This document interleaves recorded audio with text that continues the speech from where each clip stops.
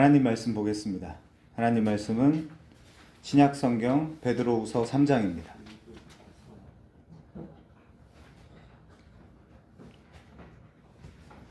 신약성경 베드로후서 3장 17절부터 18절입니다. 제가 읽겠습니다. 그러므로 사랑하는 자들아, 너희가 이것을 미리 알았은즉 무법한 자들의 미혹에 이끌려 너희가 굳센 데서 떨어질까 삼가라. 오직 우리 주 곧 구주 예수 그리스도의 은혜와 그를 아는 지식에서 자라가라. 영광이 이제와 영원한 날까지 그에게 있을지어다. 아멘. 제가 이 17절의 이것에 대해서 강론을 하려고 합니다. 전 예배 처소에서 한번 다뤘던 본문인데 요청이 있어서 이 모임에서 한 번 더 이 본문으로 강설하도록 하겠습니다. 지금부터 베드로 전 후서를 좀 샅샅이 살펴보려고 하거든요. 함께 몇 가지 찾아보면서 강론을 진행하도록 하겠습니다. 지금 우리가 읽은 본문은 명백하게 사도 베드로가 쓴 마지막 편지의 마지막 권면이라고 할 수 있습니다. 베드로 후서는 실제로 사도 베드로가 죽기 직전의 상황에서 기록한 서신이에요. 우리 베드로후서 1장 12절 이하 보겠습니다. 그러므로 너희가 이것을 알고 이미 있는 진리에 서 있으나, 이미 있는 진리는 10절의 부르심과 택하심입니다. 내가 항상 너희에게 생각나게 하려 하노라. 내가 이 장막에 있을 동안에 너희를 일깨워 생각나게 함이 옳은 줄로 여기노니, 이는 우리 주 예수 그리스도께서 내게 지시하신 것 같이 나도 나의 장막을 벗어날 것. 이게 무슨 뜻이죠? 죽을 날이 임박했다는 뜻입니다. 나의 장막을 벗어날 것이 임박한 줄을 알미라. 그렇죠?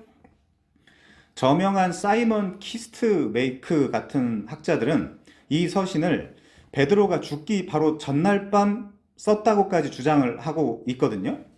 이 키스트메이커의 주장에 대한 성경의 근거는 없지만 분명한 것은 뭐냐? 죽음이 임박한 건 사실이라는 거죠. 이 베드로는 신약 성경에 무려 150여 번이나 나오는 아주 중요한 사도입니다. 예수의 수제자라는 별명도 가지고 있죠. 성경 안에서 서신을 총 2개를 썼습니다. 뭐죠? 베드로전서와 베드로 후서입니다. 그런데 이 베드로 후서라 이름하는 이 베드로의 마지막 서신은 분명히 앞선 베드로 전서와의 분명한 문체나 표현상의 차이가 확실히 납니다. 게다가 잦은 빈도로 등장하는 지적인 고급 헬라어 등이 등장을 해요. 또 어부였던 베드로, 그의 본래의 직업이나 그의 성향과는 잘 맞지 않게 소위 영지주의자 같이 느껴질 정도로 지식에 대한 강조를 합니다. 그리고 다른 신약 성경에 전혀 등장하지 않는 아주 독특한 쉬운 7개 정도의 표현이 나와요. 자, 그래서 사람들은 이런 이유로 이 베드로 후서의 베드로 저작을 부인하고 있습니다. 현재까지도 그래요. 위작이라는 것이죠. 교회사 속에서 논쟁의 여지 없이 이건 하나님의 말씀이 맞다라고 하는 것을 호모 레고메나라고 부릅니다. 그런데 여러 가지 이유로 도대체 이것이 왜 성경인지 모르겠다, 성경일 수 없다, 혹은 이렇게 의문을 표하는 책들을 안티 레고메나라고 부릅니다. 특히 유세비우스 같은 사람들이 그렇게 불러요. 교회사가죠. 그런데 이 베드로 후서야말로 오늘까지도 안티 레고메나로 불리는 소위 이 정경성, 이 캐노니시티라고 하는 이 정경성에 대해 심각한 의심을 받는 대표적인 성경 중에 하나입니다. 예를 들어서 히브리서, 야고보서, 베드로후서, 유다서, 요한 2, 3서 등, 그리고 동방의 시리아 교회 같은 곳은 요한계시록도 받아들일 수 없다라고 하고 있죠. 이들 중에 정경성에 있어서 가장 심각한 공격을 받고 있는 것이 베드로후서입니다. 놀랍게도 복음주의권 교회에서 잘 알려져 있진 않지만 여러분도 아마 이런 이야기는 처음 들어보셨을 거예요. 오늘 여러분이 살펴보고 있는 이 베드로 후서가 정경이냐 아니냐를 두고 가장 의심의 눈초리를 많이 받고 있습니다. 그래서 이 베드로 후서는 이런 이유로 교회사 속에서도 진지한 학자들과 목회자들도 잘 검토하지 않는 서신으로 정평이 나 있습니다.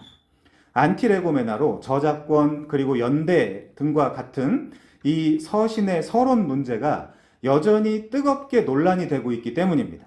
심지어 저명한 리차드 보컴 같은 학자들도 베드로가 쓰지 않았다라고 단정지어서 이야기를 하거든요. 보컴은 굉장히 유명한 사람입니다. 자, 그러나 우선 저자는 베드로후서 1장 1절에서 같이 보시죠.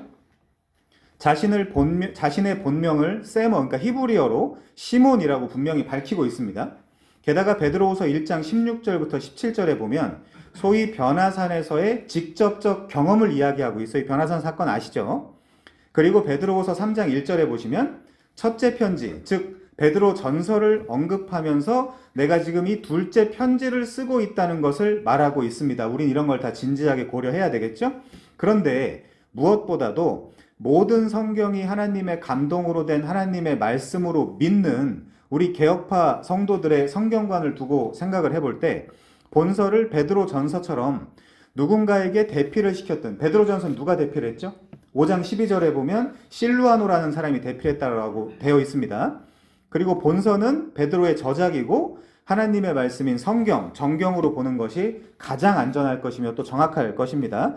여러분, 가장 강력하게 호모 레고메나라고 심지어 현대신학자들이나 자유주의 신학자들도 인정을 하는, 즉 정경에 속한다라고 모든 사람들이 확신을 하는 로마서 자체 증언에 의하면 누가 대피를 했다 그러죠? 더디오라는 사람이 대피를 했다라고 로마서 16장 22절에 나와 있습니다. 자, 베드로후서는 이런저런 논란의 여부와 관계없이 상당히 중요한 내용을 많이 담고 있어요. 우선 여러분 계속 성경 들고 같이 찾아보겠습니다.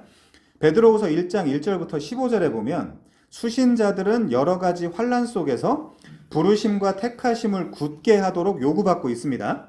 이후 베드로후서 1장 16절부터 21절에서는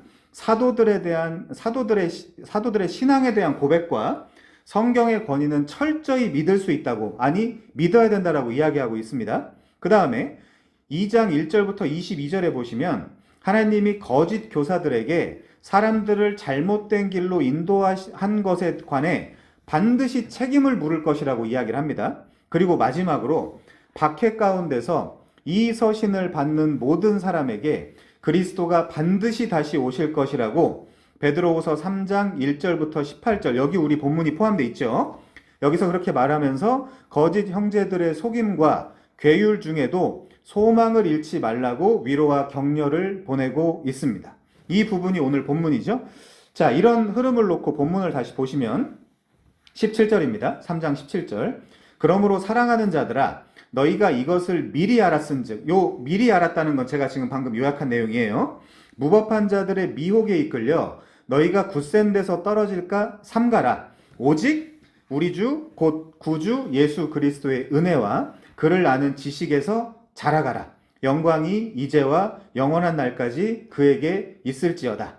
여러분, 여기서 너희가 미리 알았다라고 하는 이것은 바로 하나님의 부르심과 택하심, 그게 첫 번째죠.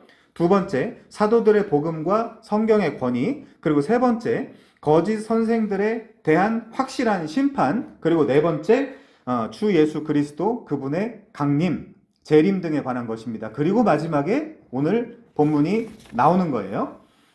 베드로가 본서를 기록한 때는 전서를 기록한 시기와 큰 차이가 나지 않는다라는 것이 복음주의 학자들 대부분의 견해입니다.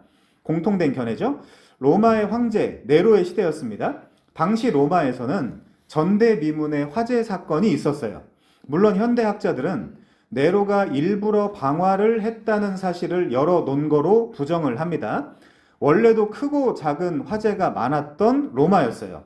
그런데 이 화재는 전에도 없었고 후에도 없던 아주 큰 화재였습니다. 역사적으로 AD 64년 7월 18일에 로마 성내의 원형 경기장 부근에서 우연히 촉발한 이 대화재는 열흘 가까이 진압되지 않았습니다. 이 화재로 로마 성내의 14개 지역 중에 10개 지역이 거의 초토화됐을 정도라고 하니까 굉장히 심한 화재였죠.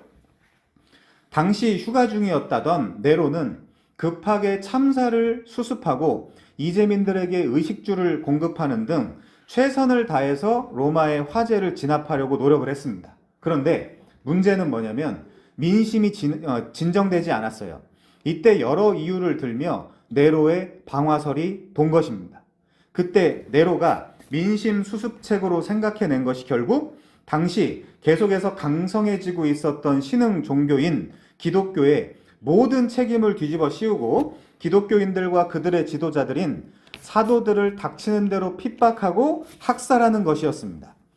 활활 불타는 로마 시내를 보면서 네로가 미친 듯이 술을 마시고 노래를 부르며 깔깔거리고 만족하며 파한대소를 했다는 것은 그저 과장법에 익숙한, 그 도파민 터지는 이야기들에 익숙한 인간들의 욕구, 그 자극적 욕구를 충족하기 위한 허무맹랑한 소설이자 허황된 그 과장이라는 것이 학계의 정설입니다. 하지만 황제 네로는 어쨌든 당시 이단이요 사악한 미신, 또 로마 제국에 의해 처형된 죄인인 그리스도를 믿는 자라는 공격을 받고 있었던 기독교인들을 민심 수습책의 희생양으로 삼아서 대박해를 시작을 했습니다.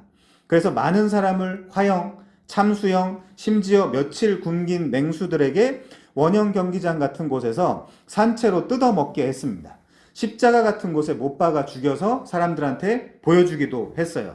이 때문에 로마 황제 네로가 최초의 기독교 대박해자이자 폭군 또는 정신 이상자로 역사에 낙인 찍히는 원인이 됩니다.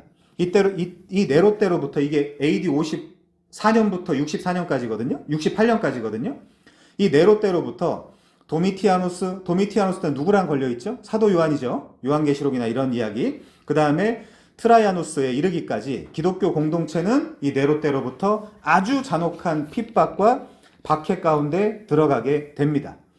아무튼 이 로마의 대화재가 있었던 AD 64년경부터 이후 수십 년간은 로마 제국 전역에 흩어져 있었던 기독교인들에 대한 로마 정부의 대대적인 박해의 시기였다라고 해도 과언이 아닙니다.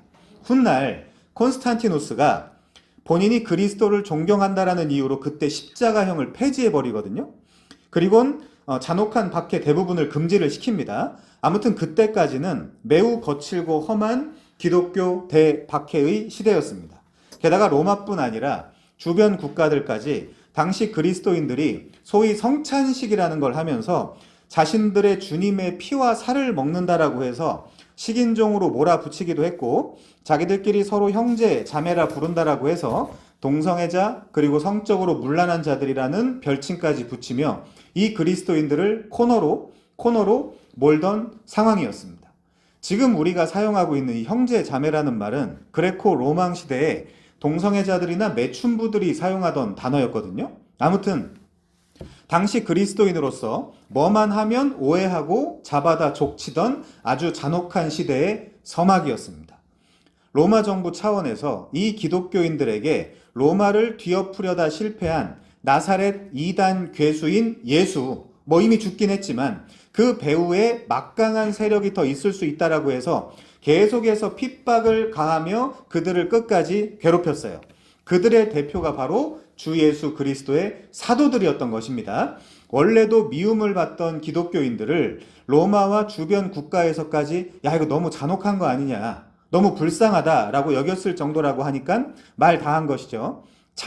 칼로 무참히 살해하거나 십자가에 드러내 못 박아 두기도 했으며 몇 날 며칠을 굶겨서 굶주린 사자나 들깨 등 맹수에게 먹이로 먹히게 해서 죽이는 잔혹한 시대의 서막이 열렸던 것입니다. 근데 이것은 분명히 교회에 대한 외부적인 그리고 물리적인 공격이었어요. 이 교회에 대한 외적 공격에 대해 방어할 목적으로 쓴, 그래서 위로와 격려와 소망을 주기 위해 기록한 책이 바로 베드로의 첫 번째 편지 베드로 전서입니다. 그래서 베드로 전서는 수신자를 묘사할 때 한번 보시죠. 베드로 전서 1장 2절이요. 하나님의 미리 아심을 따라 성령이 거룩하게 하심으로 순종함과 예수 그리스도의 핏부림을 얻기 위하여 택하심을 받은 자들이라고 말해놓고 바로 이어서 그들을 어떻게 묘사하고 있죠? 6절 볼까요? 베드로전서 1장 6절입니다. 그들을 이렇게 묘사합니다.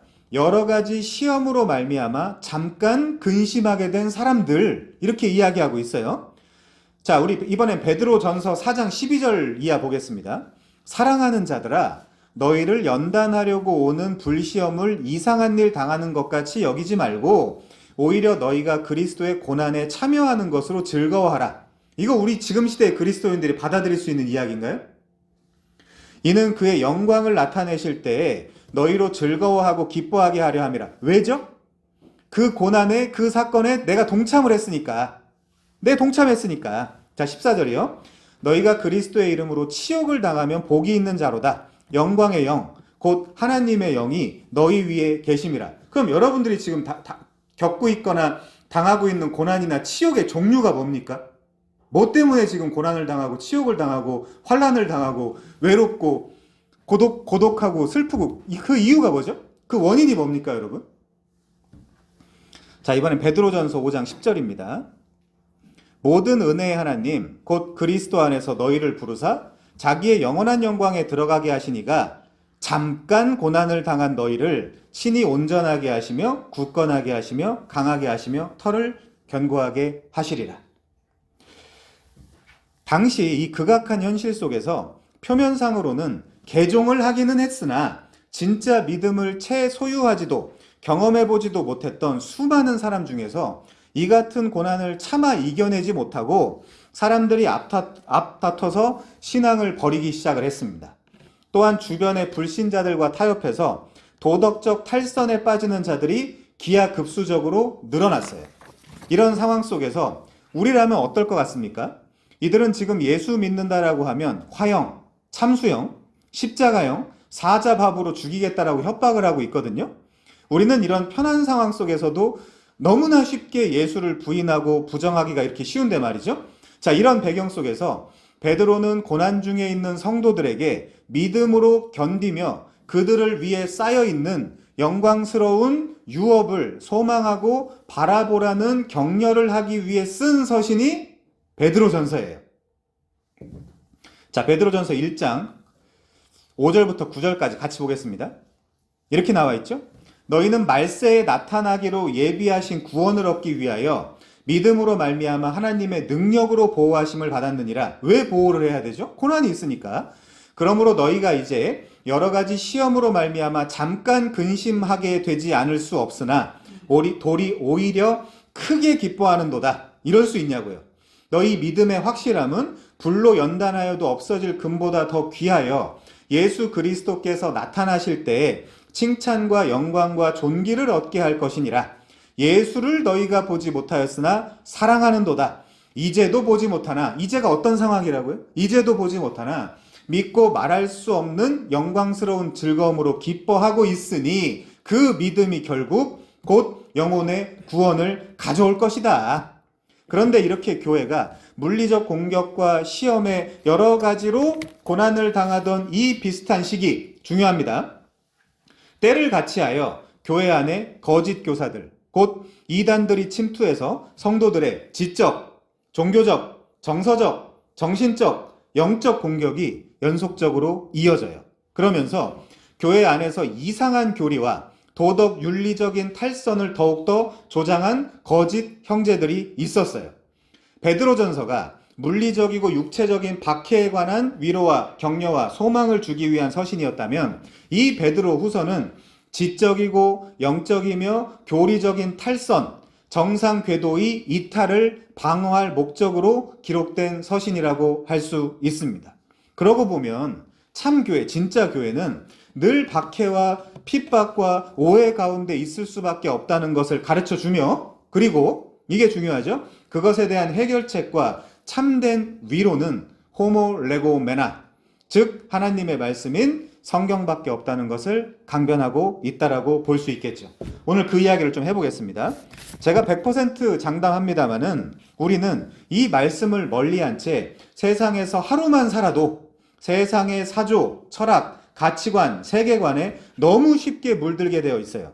마치 예수 믿지 않은 이의 언어, 한 번도 믿어본 적이 없는 그 행동들이 너무나 쉽게 쏟아져 나오게 되어 있습니다. 말씀이 없다면 말이죠. 여러분 잘 아시겠지만 저는 아시다시피 이래라 저래라 강요하는 사역자는 아닙니다. 그런데 딱 하나, 여러분이 말씀을 배우지 않고 말씀을 끊임없이 먹지 않으면 여러분들은 반드시 정상적인 신앙에서 이탈하게 되어 있습니다. 그래서 우리는 늘 체계적으로 말씀을 배워야 되겠죠. 베드로 후서가 기록될 당시의 상황도 마찬가지였습니다. 이번엔 베드로 후서의 수신자를 한번 보겠습니다. 1장 1절이요. 베드로 후서 1장 1절입니다.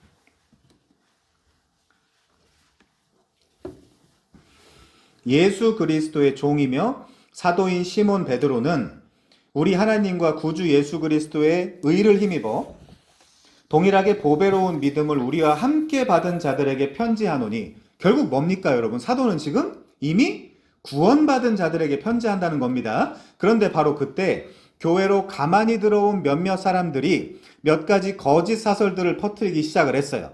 본서에 나타난 그 대표적인 이단 사설을 제가 요약을 해드리면요, 크게 세 가지입니다. 첫 번째는 뭐냐? 성경관이에요. 조직신학 언어로 하면 성경론. 두 번째, 구원관입니다. 구원론이죠. 세 번째, 종말관, 종말론입니다. 부활의 소망에 관한 것이죠. 이 중요한 진리들에 대해 아주 교활하고 교묘한 공격이 이어졌던 것입니다.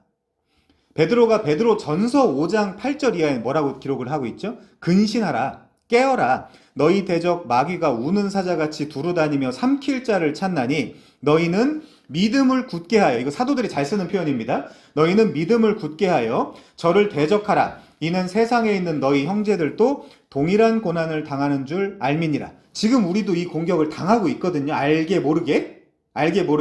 여러분들 이걸 느끼면 신앙적으로 굉장히 예민한 사람들이고요. 못 느끼면 그냥 초신자겠죠. 자, 그들 거짓 교사들은 우선 첫 번째, 성경을 절대적 가치에 두지 않고 또 함부로 해석을 했습니다. 그게 베드로후서 1장 19절 이하에 나와요. 그리고 두 번째, 또 성도들을 은혜라는 선물로 얻게 된, 그러니까 율법으로부터 오는 정죄로부터의 자유를, 그 은혜를, 그 감사를, 그 찬송을 미처 날뛰어도 된다는 도덕적 방종으로 잘못 사용하도록 만들었습니다. 철저히 뭐죠? 새 언약을 이해를 못하고 있는 거예요. 베드로후서 2장 19절에 보면 이렇게 나와 있어요. 베드로후서 2장 19절, 자유를 줬더니 멸망의 종들이 돼버리더라. 이렇게 나와 있어요. 자, 세 번째요. 또 성도라면 누구나 대망하며 살아야 하는 그리스도의 재림을 부인케 하는 것. 그건 베드로후서 3장 4절에 나와 있네요. 뭐라고 나와 있죠? 주께서 강림하신다는 약속이 어디 있냐? 조상들이 잔 후부터 만물이 처음 창조될 때와 같이 그냥 있지 않냐 지금도, 라는 주장이 거짓 선생들의 전략이었습니다. 그러니까 당연히 거기서 픽픽 쓰러져 넘어져 가는 거죠. 첫 번째, 성경에 대한 공격. 두 번째, 구원에 대한 왜곡. 그리고 세 번째, 주의 재림에 대한 부인은 성경을 보면 하나같이 절대로 용서받을 수 없는 아주 강한 범죄였던 것입니다. 본서의 기록 목적을 좀 세부적으로 펼쳐서 한번 살펴보겠습니다. 이를 통해서 지금 내가 어떤 상태인지 점검해 볼 수 있을 것입니다. 자, 첫 번째, 성경관입니다. 베드로후서 1장 12절 이하를 보시죠. 베드로후서 1장 12절 이하입니다. 너희가 이것을 알고 이미 있는 진리에 서 있으나 내가 항상 너희에게 생각나게 하려 하노라. 내가 이 장막에 있을 동안에, 이게 무슨 말이라고요? 내가 살아있을 동안에 너희를 일깨워 생각나게 함이 옳은 줄 여기노니, 이게 사도적 소명입니다. 가르치는 거요. 선포하고 가르침. 14절, 이는 우리 주 예수 그리스도께서 내게 지시하신 것 같이 나도 나의 장막을 벗어날 것이 임박한 줄 알미라. 죽을 때가 됐다는 거예요. 그리고 그것을 예수께서 지시하셨다는 겁니다. 15절, 여러분들한테 지금 지시하시면 이게 뭔 말도 안 되는 소리냐, 이럴 수밖에 없어요. 이런 죽음을 지시하신다라고 하면. 자, 15절, 내가 힘써 너희로 하여금 내가 떠난 후에라도 어느 때나 이런 것을 생각나게 하려 하노라. 중요하죠. 우리도, 지금 우리 여기 계신 모든 분들도 사도적, 선지자적 소명으로 앞으로 남은 인생 모두를 교회에서 사람들에게 말씀을 가르치고 예배를 인도하고 살아갈 때 이 베드로후서의 가르침이 저는 상당히 적실성이 있을 것이라고 봅니다. 자, 오순절 성령 강림 이후 성령에 묶여서 자기 마음대로도 못 살고 또 이제 예수께서 지시하신 것과 같이 죽을 날이 임박했다라는 사실을 베드로는 이미 알고 있다는 거예요. 그리고 그는 사도 직분을 맡았기 때문에 이미 여러 교회 공동체가 진리에 서 있기는 하지만 그들을 일깨워 계속 생각나게 할 것이고 힘써 너희로 지금부터 말하려는 것, 바로 이런 것을 각인시킬 목적의 편지라는 겁니다. 그럼 15절에 이런 것이 지시하고 있는 건 뭐죠? 문맥을 보면 되겠죠? 자, 그럼 16절 보겠습니다. 우리 주 예수 그리스도의 능력과 강림하심을 너희에게 알게 한 것이 교묘히 만든 이야기가 아니야. 교묘히 만든 이야기를 따른 게 아니야. 우리는 그의 크신 위엄을 친히 본 자야. 여기서 우리는 누구죠? 제자들, 사도들. 그 사도들의 대표가 베드로지 않습니까? 베드로, 요한, 야고보 이렇게 있었죠. 지극히 큰 영광 중에서 이러한 소리가 그에게 나기를 이는 내 사랑하는 아들이요 내 기뻐하는 자라 하실 때 그가 하나님 아버지께 존귀와 영광을 받으셨느니라. 이 소리는 우리가 그와 함께 거룩한 산, 이거 변화산이라고 하거든요. 근데 사실은 다볼산입니다. 그러니까 변화산을 이 학자도 산 이름으로 알고 있던데 그게 아니에요. 그냥 예수님이 변화하셔서 그거를 기념한 산으로 변화산이라고 하는 겁니다. 자, 그 있을 때 하늘로부터 난 것을 들은 것이라. 그러니까 베드로는 야고보, 요한과 함께 전에 예수 생전 그를 따를 때 모세와 엘리야와 예수와 더불어 말씀 나누는 것을 변화산에서 직접 봤죠. 그때 성부의 음성을 들었죠. 직접. 그때 하늘로부터 이는 내 사랑하는 아들이요 내 기뻐하는 자니 너희는 그의 말을 들어라. 그럼 그가 누구겠어요? 예수겠죠? 놀라운 사건입니다. 그때 이것을 직접 보고 경험한 게 나다. 지금 그 얘기죠. 모세와 엘리야와 심지어 몇몇 사도들까지 모인 그 자리에서 하늘의 성부께서는 모든 초점을 아들에게 두셨어요. 이게 그러면서 너희 모두는, 그러니까 구약과 신약의 모든 대표들은 그의 말을 들어야 된다는 것입니다. 그게 뭐에 대한 성취죠? 여러분 기억하세요? 신명기 18장 15절 18절에 대한 성취죠. 이게 베드로는 그 사건이 교묘히 만들어낸 이야기를 따른 것이 아니라 그의 크신 위엄을 내가 직접 봤다. 나 그런 사람이다. 그렇기 때문에 예수께서 나더러 야, 너 이제 장막 벗고 올라와 라고 하실 때조차 나는 아멘을 할 수 있고 남은 삶이 이제는 없지만 힘써 너희에게 꼭 생각나게 기억하게 하고 싶은 것이 있다. 난 그걸 지금 전하고 가야 되겠다. 지금 그 얘기죠. 그것이 무엇입니까, 여러분? 베드로후서 1장 19절 이하입니다. 잘 보세요. 또 우리에게는 확실한 예언이 있어 어두운 데를 비추는 등불과 같으니 날이 새어 샛별이 너희 마음에 떠오르기까지 너희가 이것을 주의하는 것이 옳으니라. 먼저 이거 프로톤이거든요. 지난 시간에 배웠죠. 로마서 공부하면서. 가장 중요한 것이라는 뜻이에요. 먼저는 프로톤은.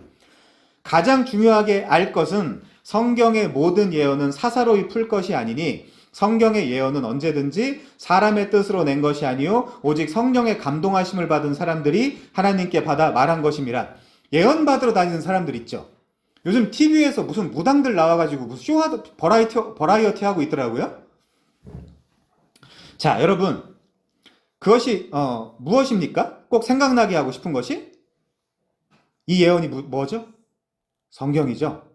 문맥적으로 지금 성경인 거죠. 자, 첫 번째 성경관입니다. 이 베드로는 분명 변화산에서 아무나 그리고 함부로 할 수 없는 놀라운 경험을 했어요. 율법을 대표하는 모세를 만났고요. 선지자를 대표하는 엘리야를 보았습니다. 분명히 지금 뭐예요? 분명 죽은 자들이잖아요. 죽은 자들이 부활해서 나타난 거예요. 더 놀라운 것은 베드로는 아주 분명하게 성부 하나님의 음성을 들었어요.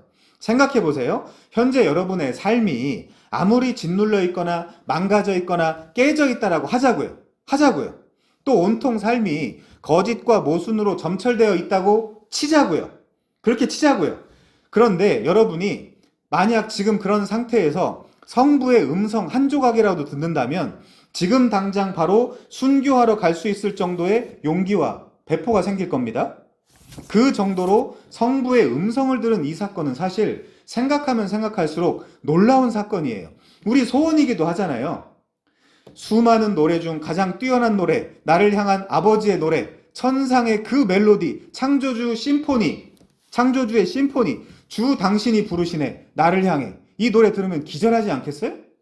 진짜 성도라고 하면? 성부가 여러분을 위해서 노래를 불러준다라고 하면 기절하지 않겠냐고요? 제가 만약 성부께서 저한테 이 노래를 불러준다면 저는 이 자리에서 소멸돼도 상관이 없습니다. 아쉬울 게 없어요. 여러분도 마찬가지일 것입니다. 이 성부의 음성을 실제로 듣는다면 우리가 이렇게 느슨하게 살고 있지 않겠죠. 자, 게다가 무엇이라도 할 수 있을 만큼 용기 충천해질 것입니다. 그런데 놀랍게도 지금 베드로는 뭐라고 하고 있죠? 19절에 보니까, 문맥적으로 19절에 보니까 내가 직접 경험한 변화산 사건보다 더 확실한 예언이 있다. 여러분, 성경에서의 예언은 동쪽 가서 귀인 만나라, 그게 아니에요. 복음이에요. 성경에서의 예언은 복음입니다. 근데 그것은 분명 어두운 데를 비추는 등불, 리크노스, 손등잔 등불과 같다. 날이 새어 너희 마음에 떠오르기까지 너희가 이것을 꼭 주의해라. 먼저 제일 중요한 최상급으로 알 것은 성경의 모든 예언은 사사로이 풀지 마라. 예언은 언제든지 사람의 뜻으로 낸 것이 아니요 오직 성령의 감동을 받은 사람들이 하나님께 받아 말한 것이라. 아무것도 모르는 사람들이 기독교를 자꾸만 체험의 종교라고 합니다. 아니에요. 기독교는 체험의 종교가 아니라 계시라는 기초 위에 세워져 있는 종교입니다. 아포칼립시스라고 하죠. 그따위 체험은 다른 종교를 믿어도 얼마든지 할 수 있고, 심지어 종교를 가지고 있지 않아도 우연이라는 이름으로 언제든지 누구든지 종종 경험할 수 있는 것들이에요. 기독교의 기초는 무조건 계시입니다. 교회는 사도들과 선지자들의 터 위에 세운 거예요. 그들의 말씀 위에. 베드로는 지금 자신이 경험한 변화산의 그 놀라운 체험보다도 더 확실하고 분명한 예언인 성경이 있다. 그리고 그 성경은 어두운 데를 비추는, 시편에서도 그렇게 이야기하고 있죠. 어두운 데를 비추는 리크노스, 등잔, 등불이 된다. 내 갈 길을 비춰준다. 그 성경을 절대로 함부로 사사로이 풀지 말라고 경고하고 있습니다. 물론 놀라운 사건이었지만 변화산에서의 성부의 음성을 들은 그 사건보다 성경 전체에 펼쳐져 있는 객관적이며 절대적인 하나님의 자기 계시가 지금 더 중요하다고 이야기하고 있는 거예요. 그걸 받아들이라고 하는 겁니다. 그리고 우리는 변화산 사건의 초점도 예수 그리스도시고 또 성경 전체의 초점도 예수라는 것을 누구보다 잘 아는 사람들이죠. 그럼 여러분의 성경과는 어떠십니까? 베드로후서 3장 15절 이하입니다.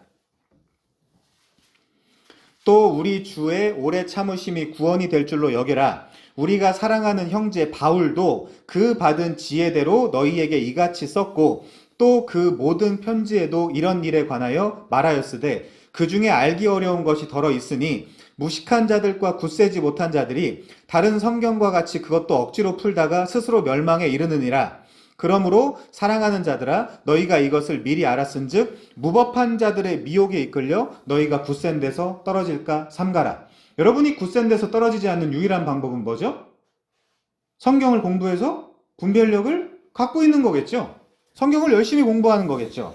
성경을 함부로 혹은 억지로 풀다가 멸망에 이르지 말라라고 끊임없이 경고하고 있습니다. 교조주의도 마찬가지죠. 굉장히 위험한 생각입니다. 교조주의는 성경에서 교리를 도출하는 것이지 이미 자기가 뭔데요? 이미 자기가 가지고 있는 교리를 성경에 투영, 투과, 투사하려고 해서는 안 돼요. 안 돼요. 그렇게 해서는. 유대인이 예수를 죽이게 된 것이 자기 교리에 안 맞는 이야기를 했다라는 이유입니다. 이거 분명히 상기를 해야 돼요. 기존에 자신이 갖고 있는 생각에 반하는 이야기를 하면 사람들이 얼굴이 불그락해지고 굉장히 화를 내는 사람들이 있거든요. 그래서 우리는 성경을 공부해야 돼요. 성경을. 자, 두 번째입니다. 구원론을 한번 보죠. 이번엔 신앙의 문제입니다. 자, 방종의 문제죠. 이런 것이 다 새 언약을 이해하지 못하는 데서 나오는 것들이거든요. 베드로후서 2장 1절부터 3절입니다. 한번 같이 보시죠. 그러나 백성 가운데 또한 거짓 선지자들이 일어났나니 이와 같이 너희 중에도 거짓 선생들이 있으리라. 지금은요. 그들은 멸망하게 할 이단을 가만히 끌어들여 자기들을 사신 아고라족, 엑사고라, 자기들을 사신 주를 부인하고 임박한 멸망을 스스로 취하는 자들이라. 여럿이 그들의 호색하는 것을 따르리니 이로 말미암아 진리의 도가 비방을 받을 것이요 그들이 탐심으로써 지어낸 말을 가지고 너희로 이득을 삼으니. 그러고 있는 목사들 많거든요. 사실 그걸 못 봐요? 안 보입니까 그게? 그들의 심판은 옛적부터 지체하지 아니하며 그들의 멸망은 잠들지 아니하느니라. 여러분, 베드로후서의 수신자는 믿는 자들이라고 했습니다. 그런 그들 가운데 거짓 선생들이 백성 중에 일어났어요. 그 배도자들이죠. 그런 그들을 통해 멸망하게 할 이단을 가만히 끌어들여 자기들을 아고라죠, 엑사고라죠, 사신, 주를 부인하게 하고 임박한 멸망을 스스로 취하게 합니다. 주제권 구원 논쟁이라고 있죠. 우리를 구원한 하나님이 주님도 되시냐라는 논쟁입니다. 당연히 그렇죠. 주님은 우리를 사셨어요. 뭘로요? 자기 피로. 그렇다면 예수 뜻대로 살아야 되겠죠? 예수의 것이기 때문에 그렇습니다. 그래서 그분은 우리의 주님이라고 하는 거예요. 베드로는 전에 오순절 설교를 할 때 이스라엘 집은 아스팔로스, 확실히 기노스케테 알아라. 너희가 십자가에 못 박은 이 예수를 하나님이 큐리오스, 주와 크리스토스가 되게 하셨느니라 라고 했어요. 주는 주인, 주님이라는 뜻이고 그리스도는 그분이 이제 왕이라는 뜻입니다. 누구에게요? 이스라엘에게. 근데 여러분도 십자가를 통과했다면 새 이스라엘이잖아요. 갈라디아서 6장 16절.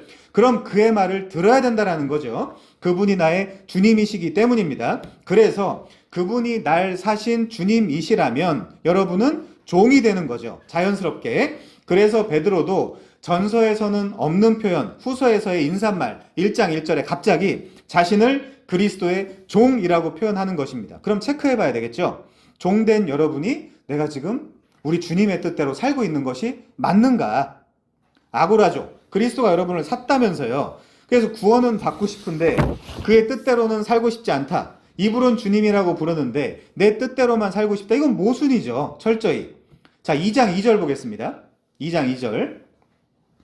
여럿이 호색하는 것을 따르고 그로 말미암아 진리의 도가 비방을 받고 탐심으로 지어낸 말을 가지고 이득을 삼는다라고 합니다. 그러니까 구원의 도를 잘못 이해하고 있는 거죠. 천당 가는 거 정도로. 그런데 또 수많은 사람들은 반대로 가죠. 율법으로 갑니다.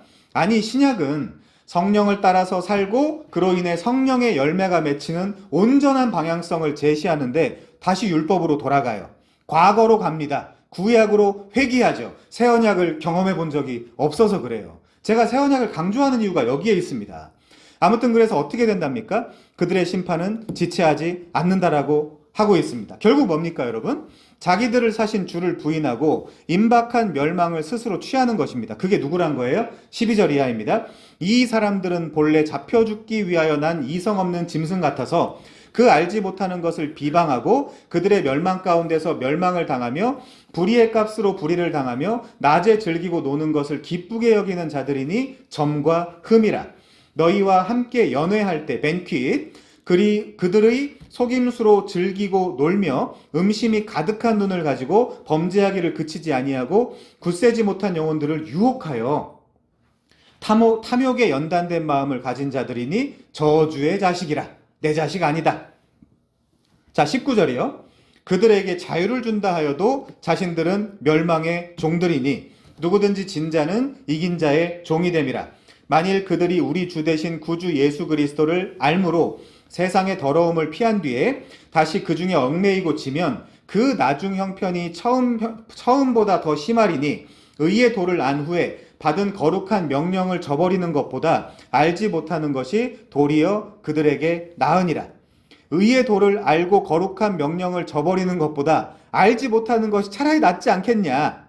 우리에게 적용하면 신학 공부만 해서 머리만 커질 바에 그냥 제도권으로 돌아가서 제가 새 언약을 몰라서 그랬어요. 하나님 몰라서 그랬으니까 좀 봐주세요. 이것도 말이 안 되지만 그런 핑계라도 만들라는 것입니다. 물론 수사법이죠. 이렇게 하라는 거 아닙니다. 수사법이에요. 자, 그래서 22절이요. 참된 속담에 이르기를 개가 그 토하였던 곳에 돌아가고 돼지가 씻었다가 더러운 구덩이에 도로 누웠다 하는 말이 그들에게 응하였도다. 잘 점검해 보세요. 여러분, 지금 베드로는 매우 강렬한 표현으로 거짓 선생들과 그 가르침을 묘사하고 있어요. 거짓 선생들은 2장 10절부터 12절 보세요. 비방하는 자들. 2장 13절 보세요. 속이는 자들, 연락을 기쁘게 여기는 자들. 14절 보세요. 음심이 가득한 자들, 탐욕스러운 자들, 유혹하는 자들. 18절 보세요. 자랑하기를 좋아하는 자들. 19절 보세요. 타락한 자들이라고 묘사하고 있습니다. 그리고 그들을 따르는 자들을 또 2장 12절 죽기 위해 태어난 이성 없는 짐승, 2장 14절 저주의 자식, 2장 17절 물 없는 샘, 광풍에 밀려가는 안개. 아무 의미 없다는 거죠. 2장 22절이요. 토했던 곳으로 돌아가는 개라고 매우 강하게 비난을 하고 있습니다. 한때 하나님 백성의 일원이었던 그들이 배교하여 자신들만 탈선할 뿐만이 아니라 다른 유약한 성도들까지 내 이 유혹을 주변 넘어가겠는데 그 유약한 성도들까지 신앙의 노선에서 이탈시키고 있습니다. 성경관, 구원관, 종말관. 그래서 베드로는 심하게 꾸짖고 있는 거예요. 그래서 내 이 자유가 구원파적 방종인지 참 신앙의 온전한 자유인지 여러분 스스로 분별을 해야 됩니다. 자, 세 번째입니다. 강림의 약속이죠. 베드로후서 3장 1절 이하입니다. 사랑하는 자들아, 내가 이제 이 둘째 편지를 너희에게 쓰노니, 베드로후서죠. 이 두 편지로 너희의 진실한 마음을 일깨워 생각나게 하여 곧 거룩한 선지자들이 예언한 말씀과 주 되신 구주께서 너희의 사도들로 말미암아 명하신 것을 기억하게 하려 하노라. 이게 목적이에요. 먼저 이것을 알지니 말세에 조롱하는 자들이 와서 자기의 정욕을 따라 행하며 조롱하여 이르되 주께서 강림하신다라는 약속이 어디 있냐. 조상들이 잔 후부터 만물이 처음 창조될 때와 같이 그냥 있다 하니 이는 하늘이 옛적부터 있는 것과 땅이 물에서 나와 물로 성립된 것도 하나님의 말씀으로 된 것을 그들이 일부러, 원어로는 텔로, 이거 몹시 바라고 원한다라는 뜻이에요. 그들이 일부러 잊으려 함이로다. 뭘요? 창조와 재림을. 베드로전서 1장 3절에서도요. 전서 1장 3절 이렇게 나와 있죠. 우리 주 예수 그리스도의 아버지 하나님을 찬송하리로다. 왜 찬송하죠? 문맥을 볼까요? 그의 많으신 긍휼대로 예수 그리스도를 죽은 자 가운데서 부활하게 하심으로 말미암아 우리를 거듭나게 하사 산 소망이 있게 하셨다. 부활이 없으면 지금 여기 와서 이렇게 앉아있을 이유가 없어요. 제일 불쌍한 자라고 하지 않습니까? 부활이 없는데. 사도 바울도 그렇게 이야기하죠. 자, 베드로는 그렇게 인사말을 하고요. 그 다음에 베드로전서 1장 21절이요.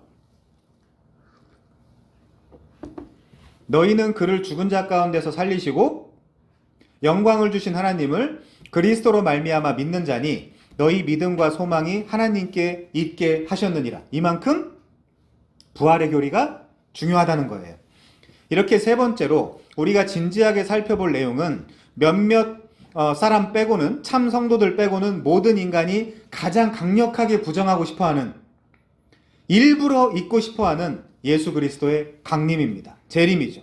그런데 이것은 거룩한, 그러니까 구별된 선지자들이 예언한 말씀과 주 되신 구주께서 너희 사도들로 말미암아 명하신 것이라 그래요. 그게 성경이죠.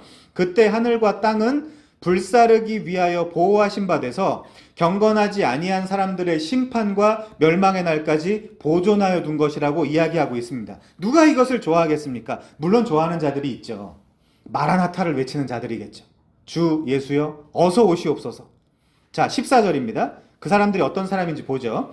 그들은 주 앞에서 점도 없고 흠도 없이 평강 가운데 나타나기를 힘쓰는 자들입니다. 요한계시록 14장 4절 이하의 언어로 해보자면 어린 양이 어디로 인도하든지 그 길을 따라가는 그의 신부겠죠. 베드로가 지금 사용한 점과 흠이 없다라는 이 표현은 구약의 제사 제물을 말하는 것입니다. 하나님께 바칠 제물은 점도 없고 흠도 없어야 합니다. 베드로전서 1장 16절의 말씀처럼 하나님이 거룩한 즉 너희도 거룩해지라는 말입니다. 그게 카도시, 탐밈이죠. 물론 여러분 그게 어떻게 가능합니까? 주 예수 그리스도와 성령을 통해서 가능합니다. 그렇게 부활함에 흠이 없고 점이 없는 존재가 되라고 지금 베드로가 유언장에 요구하고 있는 것입니다. 자, 그러면 첫 번째, 성경관을 바르게 해서 성경의 주인공이신 예수를 분명히 알고 믿을 것이며 그분의 영이신 두 번째, 성령의 인도함을 받아 방종된 생활을 접을 것이며 새 언약, 세 번째, 날마다 주의 강림하신다라는 약속을 붙잡고 사는 산 소망 안에 거하는 삶이야말로 기독교 최고의 교리이며 신앙생활의 핵심입니다. 더 없어요. 뭐 자꾸 이것저것 끼려고 그러는데 이거 말고는 기독교가 더 없어요.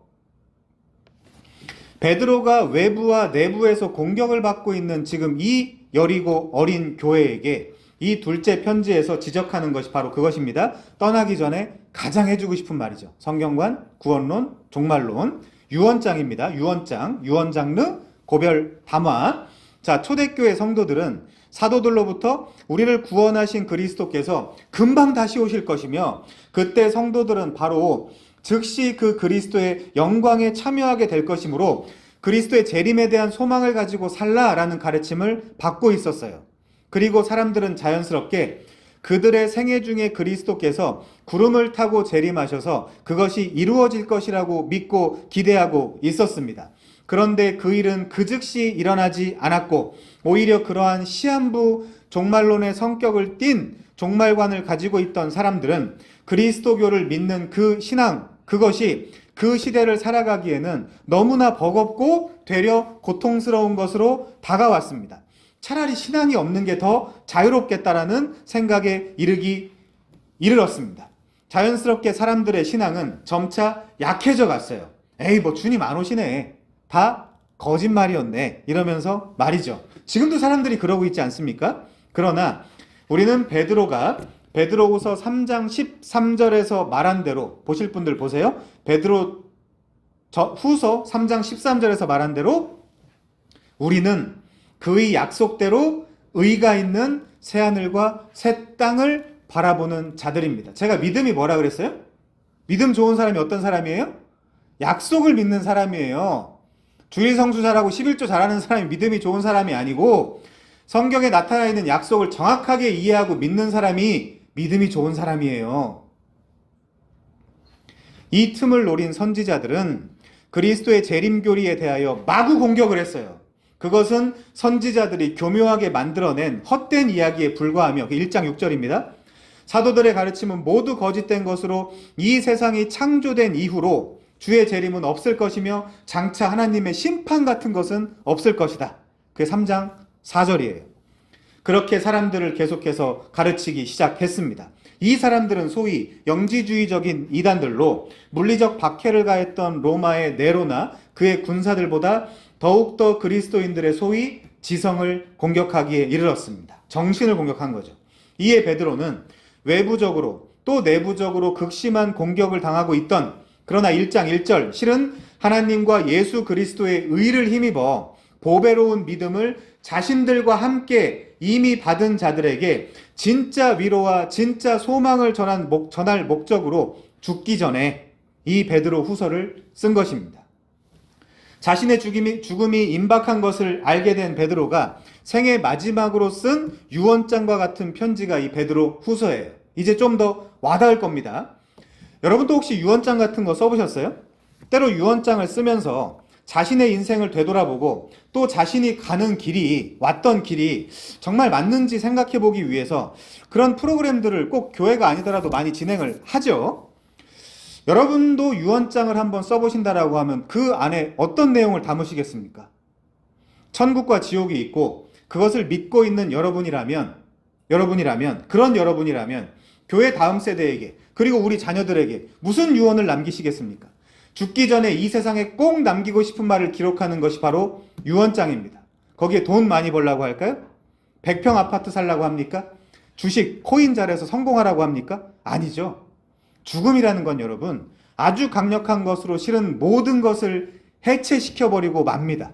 베드로는 교회 외 내부적으로 극심한 핍박과 고난을 당하고 있었던 당시 너무나 약하고 어린 교회에게 눈물로 자신이 죽기 전에 꼭 남기고 싶은 이야기가 있었어요. 그런데 그 중에서도 유언 편지의 끝자락 우리가 확인해 보니까 즉 오늘 우리가 읽은 본문이죠. 얘들아 오직 우리 주 곧 구주 예수 그리스도의 은혜와 그를 아는 지식에서 자라가길 바란다. 영광이 이제와 영원한 날까지 그에게 있을 것이다. 너희 승리할 거야. 하늘 가나안 진짜 약속의 땅에 입성하게 될 거야. 기운내고 힘내. 내가 응원할게. 나 지금 가더라도 내가 기도할게라는 그 진심이 담긴 문장이 오늘 본문인 것입니다. 그리고 베드로가 자신의 편지, 자신의 유언장에서 말하는 구주 예수 그리스도의 은혜와 그를 아는 지식에서 자라간다라는 것을 추상이 아닌, 기독교인들이 상당히 추상적이거든요. 그 추상이 아닌 구체적으로 말해본다면 뭐라고요? 성경관 똑바로 해라. 구원론 똑바로 해라. 이신칭의 복음을 왜곡하지 마라. 세 번째, 마지막으로 주의 강림의 약속을 꽉 붙잡고 살아라. 바로 이것이 베드로의 마지막 권면에 다 묶여있는 내용인 것입니다. 죽기 직전에 노 사도가, 그것도 예수 그리스도를 가장 가까이에서 섬기고 그에게 직접 배우고 한 걸음 한 걸음 동행하면서 그의 공생의 모든 것을 함께했던 모든 제자들 중에서 대표격이라고 할 수 있는 베드로가 모든 것을 경험한 후에 노년에 자신의 인생을 정리하면서 후대에 가장 남기고 싶은 마지막 유언장, 그리고 그 유언장의 마지막 한마디, 우리 주 예수 그리스도의 은혜와 그를 아는 지식에서 자라가라. 여러분, 그 마음이 느껴지십니까? 베드로후서 1장 13절 다시 볼까요? 내가 이 장막에 있을 동안에 너희를 일깨워 생각나게 함이 옳은 줄로 여기노니 이는 우리 주 예수 그리스도께서 내게 지시하신 것 같이 나도 나의 장막을 벗어날 것이 임박한 줄 알미라. 죽을 때가 가까웠다는 거예요. 여러분, 예수께서 언제 베드로에게 그의 장막을 벗어남, 즉 그가 이 세상을 떠나게 될 것을 예고하셨죠? 요한복음 21장입니다. 같이 보시죠. 요한복음 21장은. 요한복음 21장에서는 십자가를 지시고 죽으신 예수님을 벗어나 물고기를 잡으러 도망간 제자들과 베드로에게 직접 예수님이 나타나셔서 베드로에게 이렇게 물으세요. 네가 나를 사랑하느냐? 라고 3번 물으신 사건이 기록되어 있습니다. 요한복음은 베드로가 예수를 피해 도망간 후 이제 물고기나 잡으면서 살아야 되겠다 라고 생각했던 그의 계획도 모두 다 실패로 돌아가 물고기조차도 잡히지 않더라 라고 기록하므로 성도의 인생이 어떻게 결과적으로 흘러가게 되는지 다시금 우리한테 생각할 수 있는 기회를 줍니다. 그 중에서도 제가 잠시 요한복음 21장 18절 이하를 읽어드릴게요. 같이 보시죠. 요한복음 21장 18절 이하입니다. 내가 진실로 진실로 내게 이르노니 네가 젊어서는 스스로 띠띠고 원하는 곳으로 다녔거니와 늙어서는 네 팔을 벌리리니 남이 내게 띠띠우고 원하지 아니하는 곳으로 데려가리라. 19절도 볼게요. 이 말씀을 하심은 베드로가 어떠한 죽음으로 하나님께 영광을 돌릴 것을 가르치심이러라. 이 말씀을 하시고 베드로에게 이르시되 나를 따르라. 나를 따르라. 이게 제자도예요. 의역할게요. 예, 베드로야. 여기다 여러분의 이름을 넣으시면 됩니다. 예, 베드로야. 여러분의 이름 한번 넣어보세요. 여태껏 네 마음에 내키는 대로 살았지? 그러나 이제는 결코 네가 그렇게 살게 될 수 없을 거야. 그리스도인은 네 마음대로 사는 사람이 아니야. 네 멋대로의 삶을 기도랍시고 몇 마디 말로 네가 짜놓은 그 틀에 네 그 삶을 내가 도와주는 것이 신앙이 아니야. 남이 내게 띠띠우고 너를 원하지 않는 곳으로 데려가는 삶이 그리스도인의 삶이란다. 제가 자주 말씀드리죠. 타락한 인간의 타락한 기도를 들어주는 신은 타락한 신이라고. 우리 중 대다수가 기도랍시고 내어놓는 내용이 안 이루어져야 정상이라니까요. 근데 그 기도가 안 이루어진다고 사람들이 뭐라 그래요? 하나님 안 계신 거 아니냐 이러고 있다니까요. 그런데 너는 결국 네 팔을 한껏 벌리게 될 거야. 나와 똑같이 십자가 위에서 2팔을 벌려 죽게 될 거야. 그런 죽음이 바로 하나님께 영광을 돌리게 되는 것이란다. 성령이 너가 원하지 않는 곳으로 너를 데려가는 삶, 그것이 그리스도인의 삶이야. 그것이 설령 나와 똑같은 십자가를 지는 세상 관점으로는 실패와 저주와 망함의 삶이라도 말이야. 그러한 너의 모습이 하나님께 영광이 된단다. 여러분, 이 말씀 이해되세요? 납득이 되십니까? 여기서 쫙 갈리는 거예요. 2갈래로. 뭔 미친 소리냐? 나 안 믿을래. 교회 안 다닐래. 이거 미친 공동체 아니야? 또라이들 모여있는 것 같은데? 요런 사람들과 그래 주의 영이 주의 길로 안 가겠다라고 발버둥치는 나를 억지로 끌고 가주셔야지. 내가 그래야 소망이 있지 라고 생각하는 사람이 있습니다. 제가 물어보지 않아도 여러분 마음속에 이미 결정이 되실 거예요. 그건 제가 어떻게 할 수 있는 부분이 아닙니다.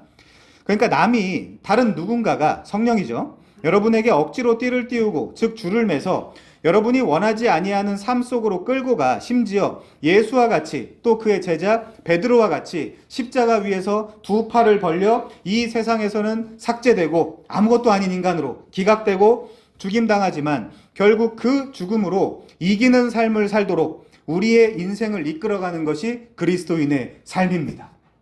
몇 명이나 남겠어요? 교회에 이 얘기를 하면 매주 한다라고 하면 몇 명이나 남겠습니까? 내 뚜렷한 삶의 비전. 전 교회에서 제일 듣기 싫어하는 말이 목회 철학이라는 말이거든요. 무슨 목사가 목회 철학이 있을 이유가 뭐가 있죠? 명확한 꿈, 인간적으로 보장된 미래, 무슨 인생의 큰 계획, 그딴 게 있을 수 없어요. 그리스도인의 삶은. 그거 다 자기가 정해놓고 인간적으로 기도해서 타내려고 하는 것이 신앙생활이라고 착각들 하고 있잖아요, 사람들이. 아닙니다. 자, 베드로는 전승상, 물론 전승입니다. 염두하고 들으세요. 전승인 것을. 어떻게 죽었다고 알려져 있습니까? 이탈리아의 화가 구에르치노의 캔버스에 묘사된 유채화에 잘 나타나 있는 것처럼 두 팔을 벌린 상태에서 십자가에 거꾸로 못 박혀 순교하였다라고 알려져 있습니다. 그런 류의 죽음이 우리의 사명이에요. 베드로가 거꾸로 십자가에 못 박혀 죽었다라는 이 내용은 유명한 교회사가 유세비우스의 교회사라는 책 안에 담겨 있는 내용입니다. 물론 우리가 똑같이 십자가에 못 박혀야 된다라는 물리적인 그 이야기가 아니라 우리 자아의 죽음, 우리 옛사람의 삭제를 말하는 것입니다. 광의적 의미로, 광의로 자기 십자가를 지고 자기를 부인하게 될 거라는 말이에요. 들어보세요, 여러분. 당시 베드로의 입장을 제가 한번 묘사해 보겠습니다. 베드로의 입장을요. 나는 아직도 그날 밤의 닭 울음소리를 생생하게 기억하고 있습니다. 군중들의 욕설과 술렁거림, 마치 내 덧없는 이 인생 전체를 송두리째 태울 것만 같았던 활활 타오르던 그 모닥불, 그리고 내 주님은 지금 이 자리에서 죽으신다는데도 그저 나는 좀 춥다며, 좀 춥네, 쌀쌀하네, 그 불을 쬐고 있었던 나라는 인간의 실체, 내 인생의 기억 속에서 단 한 가지를 할 수 있다면 꼭 지우고 싶은 바로 그 기억, 주님을 배신한 그 순간을 이제는 부디 삭제시키고 싶습니다. 주님의 크신 권능과 기적을 다 보았으면서도 한 작은 여자아이의 증언이 두려워 이 여자여 내가 저를 알지 못하노라. 주님을 죽기까지 따르기로 맹세했음에도 맹세하고 부인하며 이 사람아 나는 아니로다. 나는 그 사람을 알지 못하노라. 나는 멋들어지게 주님이 하나님의 아들이심을 분명히 고백했고 죽기까지 당신을 따르겠다라고 다른 이는 안 따라도 저는 따를 것입니다라고 호언했던 사람임에도 불구하고 나는 여자아이와 예수를 동시에 저주하며 이 사람아 나는 너가 하는 말을 도무지 알지 못하노라. 나는 그 사람을 결코 모른다. 여러분 지금 베드로가 자꾸 그 사람이라고 관사를 붙이고 있거든요. 이거 너무 슬프지 않아요? 예수한테 그 사람이라고 하는 거 우리 지난 시간에 배웠죠? 내가 복음을 부끄러워하지 아니하노니 이 복음은 구원을 주시는 하나님의 능력이 된다라는 사도 바울의 고백. 그리고 그 복음은 아들에 관한 것이었습니다. 그런데 지금 베드로는 그 아들이 부끄럽다고 부인하고 있는 것이고 그렇다고 하면 결과적으로 복음이 부끄럽다는 거죠. 계속 가볼게요. 그 새벽에 짙은 어두움을 뚫고 울던 내 혼란한 가슴을 찢어내는 새벽닭의 울음소리. 그때 주님은 피 흘려내린 잠잠한 눈으로 나를 똑바로 바라보셨습니다. 나를 책망하시는 분노의 눈빛이 아니라 타오르던 모닥불빛 같이 따뜻하기만 했던 그의 그 눈빛. 모든 것을 다 아시는, 아니 내가 태어나기 전부터 나를 사랑하신, 인자했던 당신의 그 형용할 수 없는 성광. 아무 말씀도 하지 않으셨지만 그 눈빛 속에서 그리고 그때의 그 분위기 속에서 사실 난 모든 것을 알 수 있었습니다. 이미 창세전부터 행하신 주님의 용서와 그분의 사랑을. 그리고 모닥불은 꺼지고 쟤는 피어오르며 다시 동이 터옵니다. 이제 이 나는 어떻게 해야 될까요? 자, 지독한 절망과 실패 가운데 하나님의 은혜로 이제 진짜 하나님께서 의도하신 그 믿음의 눈을 뜨게 된 베드로는 훗날 그 주님을 배신했던 자신의 과거들을 종종 회상할 수밖에 없습니다. 그런 나약한 모습이 바로 나임에도 불구하고 그런 나에게 훗날 주님이 내 양들을 부탁한다 라고 말씀하시고 떠나셨음에도 불구하고 전승에 남겨진 것처럼 로마의 마메르티누스 감옥에서 탈출해 주님의 양들을 버리고 또 도망을 가면서 내가 지도자요, 또 내가 사도들의 대표로서 내가 죽으면 이 어린 교회는 어떻게 하냐? 나라도 살아남아야 이 교회를 책임질 수 있을 거 아니냐? 나 말고 누가 이 교회를 책임지냐? 라는 아주 인간적이고 합리적인 핑계로 죽음을 또 회피하려고 했던 자신의 그 모습과 그때 마침 나타나셔서 또 죽음으로 걸어가셨던 주님. 그때 베드로가 했던 그 유명한 말이 남겨져 있죠? 그게 뭐죠, 여러분? 쿼바디스 도미네. 주님? 어디 가십니까? 주님 어디로 가시나이까? 전승의 주님은 이렇게 말씀하셨다라고 합니다. 내가 너에게 치라고 맡기고 부탁한 내 양들을 버리고 또 도망을 가니 나라도 다시 가서 죽어야 되지 않겠느냐? 그때 베드로는 무릎을 꿇었다고 그러죠? 양을 지킨다라는 것이 목양을 한다라는 것이 주님의 양을 친다는 것이 나에게 주어진 어떤 정교한 능력과 스킬, 기술, 학력, 프로그램, 인간적인 추진력, 리더십, 고급한 지식, 심지어 설교, 그따위 것이 아니라 주님의 말씀에 순종해 죽기까지 그를 그냥 따르는 것. 뭐 복잡한 거 이런 거 아니고 그냥 따르는 것이야말로 이 양들의 진짜 목자가 임명한 작은 목자의 삶이라는 것을 깨달은 거죠. 그리고 그는 자신은 분명 원하지 않았지만 남이 와서 억지로 띠를 띄우고 두 팔을 벌려 죽었고 그의 삶과 행적 모두가 비로소 하나님의 영광이 되었습니다. 그걸 솔리데오 글로리아라고 하는 거예요. 맨날 우리가 외치는 솔리데오 글로리아, 솔리데오 글로리아. 먹든지 마시든지. 여러분, 이것이 신앙입니다. 교회 다니는 것 하나로 퉁칠 수 없는 진짜 신앙의 본질은 성령이 와서 억지로 띠를 띄우고 하나님의 영광의 삶을 살게 되는 것이 바로 신앙생활의 본질입니다. 그런데 우리는 너무나 세련된 기독교 종교에 잠식되어 있는 것 같아요. 이것이 베드로에게 예수께서 실제 주와 그리스도가 되게 하신 사건입니다. 그러면 여러분은요? 여러분에게 진정 예수가 주와 그리스도이십니까?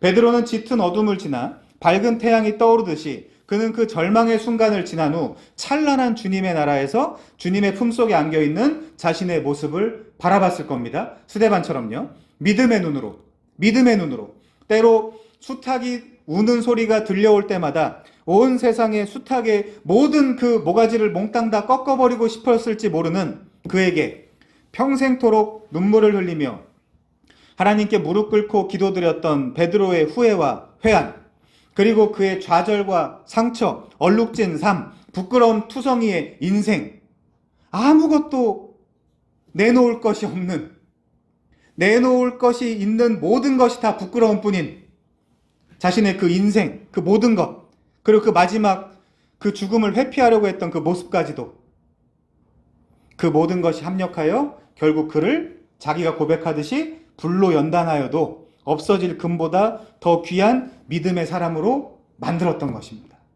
이 역사를 여러분들이 스스로 가는 게 아니에요. 끌고 갈 거예요. 누가요? 성령이. 베드로의 고백이라는 찬양이 있더라고요. 아가파우 워십? 저는 개혁파로서 처음 들어보는 팀이긴 한데 잠깐 읽어드리겠습니다. 내가 가장 후회하지 않는 일, 예수를 따르는 일, 내 금을 버리고 내 사랑들 뒤로 하고 나를 부르신 주님과 동행하는 일, 나의 평생에 소원하는 일, 예수를 닮아가는 길, 굳은 마음 제하시고 사랑을 가르치신 나의 예수님을 사랑하는 일, 날 부르심에 감사, 날 놓지 않으심에 감사, 하늘 보자 버리고 날 사랑하심에 감사, 나의 모든 삶을, 나의 모든 인생을 예수와 함께 걷겠습니다. 네가 나를 사랑하느냐? 내가 주님을 사랑합니다. 내 사랑을 주가 아십니다. 베드로는 분명 추한 인생을 살았습니다. 그렇죠? 자신의 직업과 모든 것을 버렸으므로 이제 그런 저에게 뭘 주려고요? 라며 당당하게 천국 상급을 요구하기도 했죠. 그 무식한 말이 뭘 의미하는지도 모른 채 그저 그 천국에서라도 떵떵거리고 잘 나가보고 싶었던 이 못난 인간, 우의정이라도 혹은 좌의정이라도 시켜주셔야 정상인 거 아닌가요? 라고 하죠. 생각해보니까 이 의정부가 영의정, 우의정, 좌의정이 일하던 정무기관이네. 아무튼 그럼에도 사람이 진지하게 유언장을 쓸 때는 적어도 그 순간에는 저는 잠시라도 사람이 진지해질 것 같습니다. 여러분, 저는 문체 타령을 하고요. 학자들이 지식 타령을 하면서 이 서신은 베드로가 쓰지 않았다라고 학자들은 이야기하고 있지만 저는 그렇게 생각하지 않습니다. 죽음의 문턱에서, 즉 사랑하고 의지했던 친구들이 신앙을 가진 것 하나 때문에 그 이유만으로 지금 옆에 버젓이 있었던 친구들이 하나둘 세상을 떠나가고 있어요. 여러분 옆에 계신 동역자들이 하나씩 다시는 돌아오지 않을 곳으로 떠난다라고 한번 생각해 보세요. 이제는 절대로 넘어지거나 쓰러지지도 않을 것만 같은 아주 꼿꼿하기만 했던 신실한 동역자 바울도, 물론 실제 그는 그런 사람은 아니었습니다. 참고 견딘 거죠. 근데 그런 바울도 이제는 삶을 마감할 시간이 가까운 것 같다라고 이야기를 합니다. 예를 들면 사도행전 20장 22절 이하, 오직 성령이 각성해서 내게 증언하여 결박과 환난이 나를 기다린다라고 하시나 내가 달려갈 길과 주 예수께 받은 사명 곧 하나님의 은혜의 복음을 전하는 일을 마치려 하면은 나의 생명조차 조금도 귀한 것으로 여기지 아니하노라. 여러분 우리 사람 의지하면 안 되죠. 맞죠? 그런데 그것은 연약한 우리에게 때로는 명분이고 당위일 수 있습니다. 세상 꼿꼿한 동역자 바울이 베드로 이제 나도 곧 떠나게 될 것 같네 라고 하면 베드로가 어떨 것 같아요? 당연하지, 우리 가야지. 가야지 당연히. 이렇게 이야기할 것 같아요? 아니죠. 얼마나 마음이 무너지고 앞으로 어떻게 하냐, 이 일을, 이 어린 교회들, 여린 교회들 다 어떻게 하냐, 이거 큰일 났다, 그런 생각하지 않겠어요? 걱정되고 침체되지 않을까요? 아니, 베드로도 당연히 사람 의지하지 말고 하나님만 바라보자고 자기도 알고 있고 사람들에게 그렇게 가르쳤겠죠? 당연하지 않겠습니까? 사도인데. 그래도 실제 그것이 잘 안 될 때가 있는 것이 연약한 인간이지 않겠습니까? 여러분도 한번 상상해 보세요. 주변 사람이 떠날 가능성이나 확률이 없어 보이니까 이런 배짱을 부리는 것이지, 실제 탄탄하게 그 자리를 지켜주고 있는 사람들이, 예를 들면 저한테는 저 정 목사님 같은 사람들이 막상 내일 떠나서 사라져버린다라고 생각하면 어떨 것 같아요? 베드로의 입장에서 신앙을 가진 사람들이, 이제 주변에 있는 사람들이 하나 둘 자의적으로 타의적으로 이 세상을 등질 때에 저는 어부의 어투로 유언장을 기록해야만 그의 서신이라는 말에 동의할 수 없습니다. 학자들 중에는 어부였던 베드로가 무슨 이 정도의 고급한 글을 쓸 리가 없다라고 주장하는 사람들이 상당히 많아요. 그런데 여러분, 베드로 지금 어부 그만두고 사역 시작한 지 30년이 넘었어요. 30년 동안 사람이 안 바뀝니까?